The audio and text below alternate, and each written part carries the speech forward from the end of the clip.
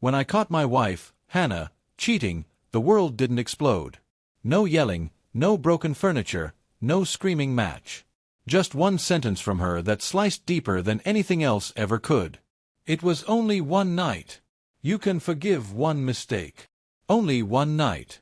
She said it the same way someone might talk about losing a sock in the dryer. A small inconvenience. Something to shrug off and laugh about later. She stood there in our living room with her arms crossed, her expression calm, as if the truth didn't just shatter the life we built. I didn't answer at first. I just stared at her. The lipstick stain on her collar wasn't hers.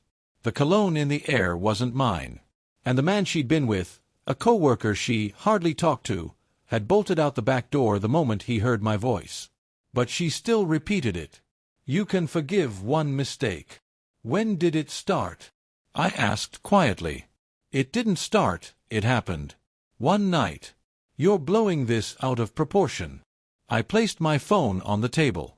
I had screenshots, messages, late-night calls, a hotel reservation she forgot to delete. It was more than one night, unless she thought a 3-month pattern counted as one. Hannah's face changed, but she still tried holding her ground. You're making this worse than it is. Worse than it is. My wife had betrayed me, lied to me, risked everything we had, but somehow I was the one making it worse. I didn't argue. I didn't scream. I didn't demand explanations. Instead, I said, I'm leaving for tonight. She rolled her eyes. Stop being dramatic. But the truth was, for the first time in our marriage, I wasn't being dramatic at all. I was being done. I stayed at my brother's house. I barely slept. Every time I closed my eyes, her words echoed. You can forgive one mistake. I realized she wasn't sorry. She wasn't ashamed. She didn't even feel guilty. She thought our marriage was so unbreakable that cheating was just a little bump in the road. By morning, she was calling. By afternoon, she was texting. By evening, her tone changed. First angry. You're embarrassing me. Come home. Then defensive. You're destroying everything over one night. Then desperate. I promise I'll cut him off. Please come back. But the moment that sealed everything came when she wrote, I'll stop seeing him now. Just come home. Not 3 months ago. Not last week.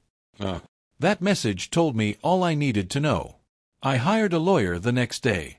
The divorce papers were sent to her office by the end of the week. She called me within minutes, furious. You humiliated me. My co-workers saw. You couldn't wait or talk to me privately. You didn't talk to me privately before meeting him at hotels, I said. Silence. For the first time, she didn't have a comeback. A few days later, her family reached out. They asked me why I was overreacting. They said Hannah just made a small mistake. One of her aunts even said, men forgive these things all the time. I didn't argue with any of them. I simply forwarded the screenshots. After that, their opinions changed very quickly. Hannah tried everything, crying, promising therapy, swearing she barely knew the guy, even pretending she couldn't remember half the messages she sent him.